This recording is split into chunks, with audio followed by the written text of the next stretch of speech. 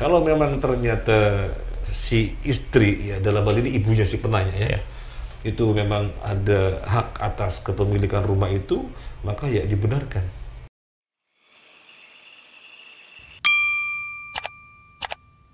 Baik, kita lanjutkan ke pertanyaan berikutnya, Ustadz. Ustadz, jadi begini, ini langsung saja jadi begini.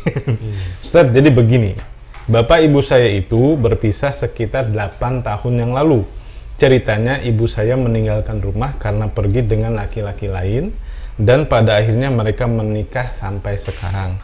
Dan bapak saya juga sudah melepaskan ibu saya. Dan bapak saya juga sudah menikah lagi 2 minggu yang lalu. Bapak ibu saya selama menikah punya rumah di suatu tempat. Beberapa hari yang lalu, ibu saya telepon saya. Ibu saya ingin menjual rumah kami. Menurut ibu saya, beliau masih punya hak atas rumah kami. Kalau menurut syariat, pripun nggih Ustaz?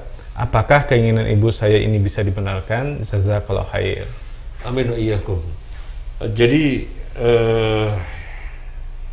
intinya, Ya. Suami istri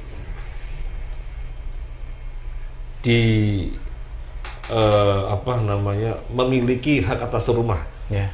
berdasarkan pengakuannya si istri. Sekarang dia sudah menikah dengan lelaki lain, dan si suami juga sudah menikah dengan wanita yang lain. Tetapi pengakuan si istri bahwasanya ada hak kepemilikan rumah itu dan mau menjual. Dan mau menjual. Bagaimana ini? Apakah tindakan ibu saya dibenarkan gitu ya? Ya jawabannya bisa benar dan bisa enggak. Kalau memang ternyata si istri, ya dalam hal ini ibunya si penanya ya, itu memang ada hak atas kepemilikan rumah itu, maka ya dibenarkan. Mungkin dulu membeli rumah itu atau membikin rumah itu dengan patungan, suami istri patungan. Misalnya harganya misalnya 500 juta, masing-masing 250-an. Berarti kepemilikannya atas hak ini berapa? 50%. Sekarang harga rumah misalnya berapa? Sekarang harga sudah 1M misalnya. Berarti nilai untuk masing-masing suami dan istri yang sekarang sudah berpisah 500. Ini jika memang benar yang dinyatakan oleh si istri. Tetapi kalau misalnya tidak, ya berarti tidak benar dong. Nah, untuk mengetahui benar atau tidaknya, ya mesti diklarifikasi. Sebenarnya bagaimana hak atas kepemilikan rumah ini? Apakah 100% si suami saja, atau ada hak atas istrinya? Mesti di cross check ya. Duduk bersama selesai. Karena khawatirnya misalnya masing-masing mengaku gitu ya, atau mengklaim yang tidak sama dengan yang lainnya gitu ya. Misalnya suaminya enggak kok, enggak bener, si istri mengatakan gimana sih enggak bener. Sudah duduk bersama saja, masing-masing mendatangkan bukti.